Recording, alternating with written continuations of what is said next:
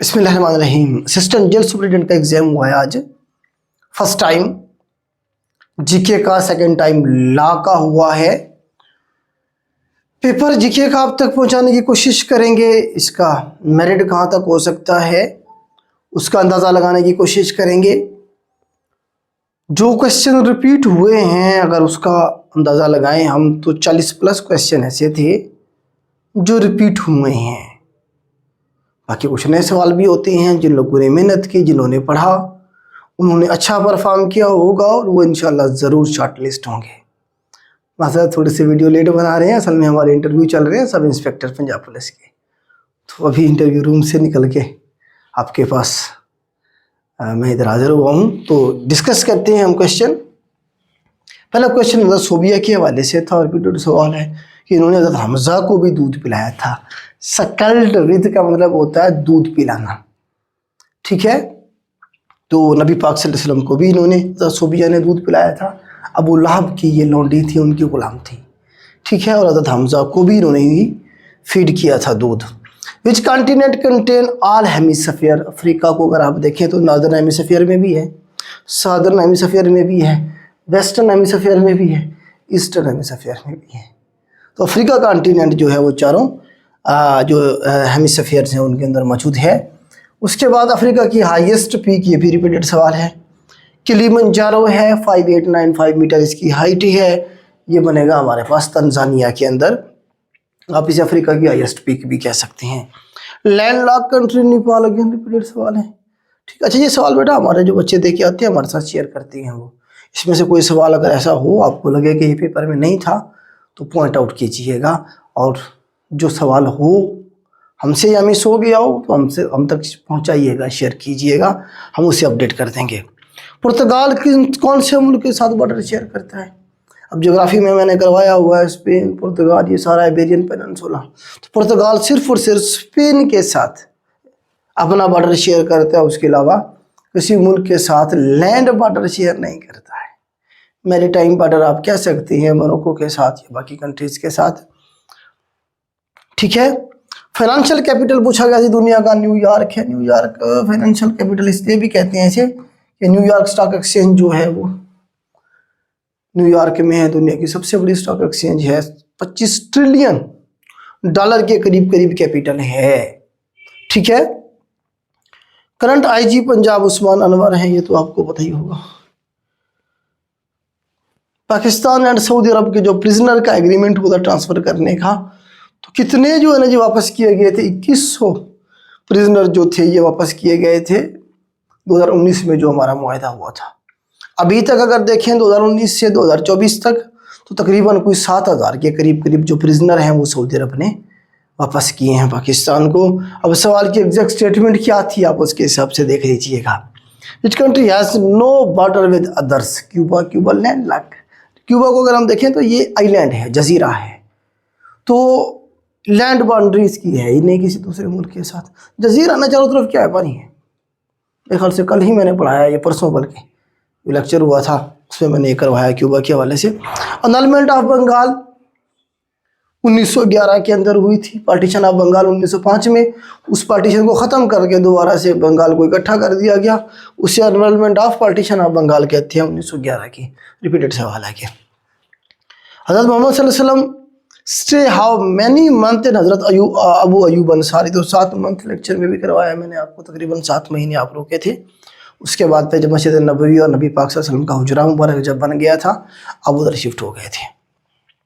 अटक फोर्ट अकबर ने बनाई थी 1581 से 83 के दरमियान में ये बनाई थी। रिपीटेड सवाल है again. World total oil reserves lie in Arctic region. तो इसकी स्टेटमेंट में फ़र्क हो सकता है। मैं इसे सर्च कर रहा था, देख रहा था, तकरीबन कोई 22-23% है टोटल जो ऑयल रिजर्व्स हैं आर्कटिक रीजन में।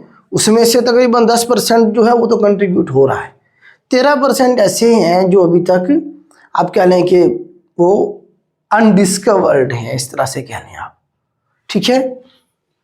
अब स्टेटमेंट को देखिएगा किस एंगल से उसने पूछा हुआ था। माउंट सिसिली, ये भी रिपीटेड सवाल है, मुझे बच्चे कहेंगे ये नया है। माउंट सिसिली जो है हमारे पास, ये सिसिली आपको पता है जजीरा है इटली का, इटली के सामने है वो, मेडिटेरियन सी में सिसिलियन माफिया जहाँ से ऑपरेट करता था। तो वहाँ पे जो है ना जी वोल्केनो है माउंट इतना का सवाल पहले पूछा गया है। ठीक है, वोल्केनो की इरप्शन हो रही होती है वहाँ से। Who was Shane Warne Australian cricketer थे, इनका रिकॉर्ड था, स्पिनर थे ये बहुत अच्छे। तो वो इन्हें जो है ना जी बॉल ऑफ द वर्ल्ड इनके बारे में आता है कि वो इन्होंने करवाई थी। उसी तरह से को 702 के करीब जो टेस्ट विकेट है इस बंदे ने ली हुई है। ठीक है, रन ऑफ कच्छ जो है ये सर क्रीक इशू आपने पढ़ा होगा, ये वहीं पे हमारे पास रन ऑफ कच्छ का इलाका है। ये सिंध के थरपारकर का जो सिंध का साउथ का एरिया है वहाँ पे इंडिया और पाकिस्तान के दरमियान में इशू है। ये कुछ 96 किलोमीटर की पट्टी है सर क्रीक। ठीक है, उसके बारे में सवाल था। First Muslim governor of Spain, ये नया सवाल था। अब जिन्होंने थोड़ा सा हिस्ट्री को पढ़ा हुआ था वो आराम से इसे ठीक कराए होंगे। क्यों? क्योंकि देखें स्पेन को फतह करने के लिए तारिक बिन ज़ियाद को तो भेजा गया था। भेजा किसने था? मूसा बिन नुसैर ने भेजा था, मूसा बिन नज़ीर भी जिसे कहते हैं। उसने अपने बेटे को 714 के अंदर अब्दुल अजीज़ इब्ने मूसा जो था, इससे पहला जो था गवर्नर लगाया था स्पेन का। ठीक है, स्पेन को किसने फतह किया था? तारिक बिन ज़ियाद अपनी फौज लेके गया था, उसने फतह किया था। When 6th census held in Pakistan 2017 में हुई थी। ठीक है, और अभी जो 2023 में हुई कितनी थी? वो 7वीं थी। तो पहली कब हुई थी? 1951 में हुई थी। सवाल पूछ लेता है अक्सर, रिपीटेड सवाल है, तारिक बिन ज़ियाद वाला रिपीटेड सवाल है। ऑपरेशन स्विफ्ट रिटार्ड, ये भी रिपीटेड सवाल है। तो बालाकोट की 2019 में जब इंडिया ने स्ट्राइक की थी तो उसके बाद तो पाकिस्तान ने जो ऑपरेशन स्विफ्ट रिटार्ड था उसके नाम से ऑपरेशन किया था, और वो अभिनंदन का सारा वाक्य आपको पता ही है। Length of Pakistan Iran border, repeated सवाल है, 909 किलोमीटर है। राउंड अबाउट करेंगे तो 900 किलोमीटर कर लेंगे। इन विच सिटी पॉलिटिशियन नेम अल हसन अल मरवंदी बार्न। अच्छा, अल हसन अल मरवंदी के हवाले से उस्मान मरवंदी, लाल शहबाज कलंदर साहब जो हैं, इनके बारे में मेरे ख्याल से ये सवाल होगा। तो ये बेसिकली बसरा से थे, पाकिस्तान में आके ये जो 7 शरीफ है वहाँ पे आके आबाद हुए थे, इन्हीं का नाम है ये। RCD का नया नाम ECO 1985 के अंदर ये किया गया, 1985 के अंदर। RCD 1964 में बनी थी, इसका नाम तब्दील करके ECO रखा गया था, आजकल ECO है। ठीक है, attorney general of Pakistan Mansoor Usman Awan साहब हैं जी। रिपीटेड सवाल है। वाटर की डेंसिटी का पूछा गया, मैक्सिमम होती है 4 डिग्री सेंटीग्रेड पे। ठीक है जी, ये भी रिपीटेड सवाल है। माउंट एल्बरस का रिपीटेड सवाल है, रशिया के अंदर है। यूरोप की हाईएस्ट पीक है माउंट एल्बरस, कस्कस माउंटेन, कोकाफ की पहाड़ियाँ जहाँ हमने पढ़ी थी। First speaker of national assembly of Pakistan, तो ये जो थे जिना साहब थे जी। उस वक्त इस सीट का नाम स्पीकर नहीं था बल्कि क्या था? President of the national assembly of Pakistan था।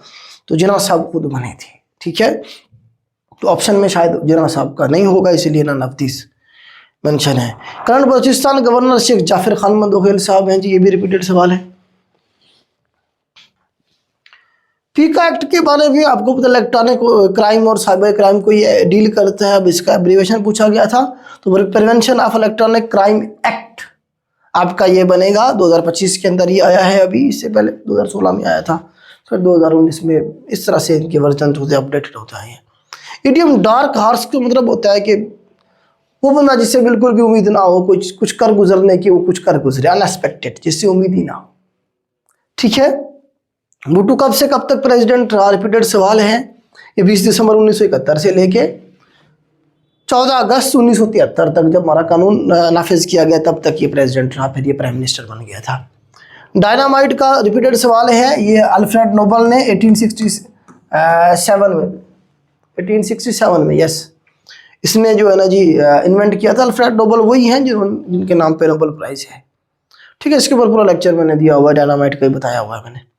वायरलेस रेडियो सिग्नल पहली बार किसने भेजे थे? मार्कोनी ने। आपको बताया कि इन्होंने बारे में आता है कि इन्होंने क्या किया था जी, रेडियो की इन्वेंशन और वो जो सिग्नल्स थे वो भेजे थे। रेडियो एक्टिविटी किसने डिस्कवर की थी जी? रेडियो एक्टिविटी हेनरी बैकुरल ने की थी। वैसे अगर ऑप्शन में हेनरी बैकुरल था तो वही ठीक होगा, 1896 की ये बात है। लेकिन इसने वो टर्म नहीं इस्तेमाल की थी रेडियो एक्टिविटी की, दरियाफ्त इसने कर ली थी। फिर इसकी शागिर्दा थी, इसकी स्टूडेंट थी मैरी क्यूरी। इसने जो है ना जी आगे चल के वो जो लफ्ज़ था रेडियो एक्टिविटी, उससे इसने मतलब वो जो फेनोमेना उसने हेनरी बैकुरल ने डिस्कवर किया था, उसे नाम फिर मैरी क्यूरी ने क्या दिया? रेडियो एक्टिविटी का दिया था। अगर हेनरी बैकुरल ऑप्शन में नहीं था तो फिर मैरी क्यूरी ठीक होगा। अगर वो ऑप्शन में था तो फिर वही ठीक होगा। PSL का 10वां एडिशन रिपीटेड सवाल है जी। अब ये एडिशन जो है कौन सा है, 10वां है। लाहौर कलंदर ने ये जीता था, क्वेटा ग्लेडिएटर हार गया था। फ्रांस ने जी फीफा वर्ल्ड कप कौन सा जीता था जी, 2018 वाला। 2022 वाला किसने जीता था, अर्जेंटीना ने। नेक्स्ट जो है किधर होने जा रहे हैं, अमेरिका में, 2026 वाला। 30 वाला होगा स्पेन में, पुर्तगाल में, और 2034 वाला होगा सऊदी अरेबिया में। सवाल बने हैं।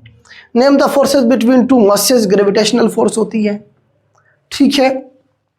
वो is called कन्क्वेयर the Egypt, Egypt का फातेह मिस्र जिसे कहते हैं, अमर बिन अल आस, मैंने पढ़ा है इस्लामियात में। फातेह मिस्र, अमर बिन अल आस को कहेंगे फातेह ईरान, हज़रत साद बिन अबी वकास को कहेंगे फातेह शाम, या यरूशलेम बैतुल मुकद्दस जो है वो खालिद इब्न वलीद को कहेंगे। खालिद इब्न वलीद ऑप्शन में ना हो तो हमारे पास अबू उबैद बिन अल जर्राह। वो इज कॉल्ड, ये हो गया। इनफेलिबल रिपीटेड है, ये भी सिनोनिम है। इनफेलिबल मतलब फ्लॉलेस, जिसमें कोई गलती की गुंजाइश ना हो, बिल्कुल एग्जैक्ट, ठीक ठाक, ठीक है। फ्लॉलेस कहेंगे इसे हम, जिसमें कोई मतलब गलती ना हो। Which property remain same in the space, तो मास जो होता है वो चेंज नहीं होता, वेट जो है वो चेंज होता है लेकिन मास चेंज नहीं होता। Doctrine of lapse was introduced by Lord Dalhousie. क्या था ये था जी वो रियासतें जिनके जो नवाब थे उनके आगे औलाद नहीं थी डायरेक्टली, तो वो जो रियासतें थी अंग्रेज़ों ने कहा कि ये रियासतें ऑटोमेटिकली जो है उस नवाब के मरने के बाद अंग्रेज़ सरकार की हो जाएंगी। बच्चे अडाप्ट नहीं कर सकते नवाब, इसी को लॉ ऑफ अडॉप्शन भी कहा गया था कि नवाब क्या करते थे, अपने भतीजे को भांजे को किसी को अडॉप्ट करके अपना बेटा बना लेते, अपने मरने के बाद रियासत उसे दे दिया करते थे। इस तरह से उनकी नस्ल में चलती रहती थी। अब इन्होंने कहा कि नहीं, लॉर्ड डलहौजी आया था, उसने कहा कि नहीं, जब ये नवाब मरेगा जिसकी औलाद, बेसिकली इन रियासतों को हथियाने का एक तरीका था, कानून बनाया था इन्होंने लीगली। इसके खिलाफ फिर वो झांसी की रानी वो रियासत पर कब्जा कर लिया इन्होंने। इसी तरह से आप वो ओध की रियासत को देखें, उस पर कब्जा कर लिया था। हाथी के पाँव में सबका पाँव, जो ताकतवर होता है सारे उसकी हिमायत ही करते हैं, कोई उसके खिलाफ नहीं खड़ा होता। इसका मतलब ये है।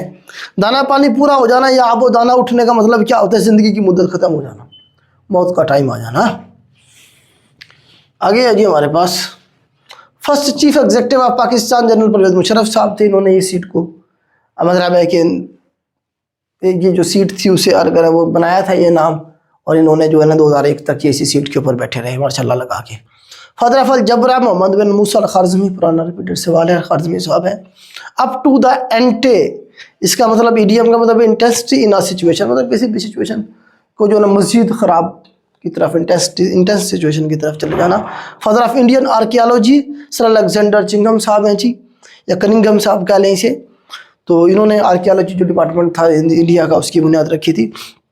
रशियन स्पेस एजेंसी जो है हमारे पास रॉसकोसमोस रशियन स्पेस एजेंसी है। फादर ऑफ ऑप्टिक्स जो है इब्नुल हैशम, इब्नुल हैशम पहला बंदा था जिसने आँख की साख्त और उसके ऊपर सारा काम किया था। तो बेटा ये 50 सवाल है, बाकी 50 जो है नेक्स्ट इंशाल्लाह पोर्शन में हम आपको प्रोवाइड करते हैं। मैथ भी सॉल्व करके देंगे, इंग्लिश भी इंशाल्लाह आपके साथ डिटेल में डिस्कस करेंगे। तो कनेक्टेड रहें। ये जो पेपर है इंशाल्लाह हमारी वेबसाइट पे भी अपलोड हो जाएगा। अपनी मार्किंग करें और नेक्स्ट फेज़ की तैयारी करें।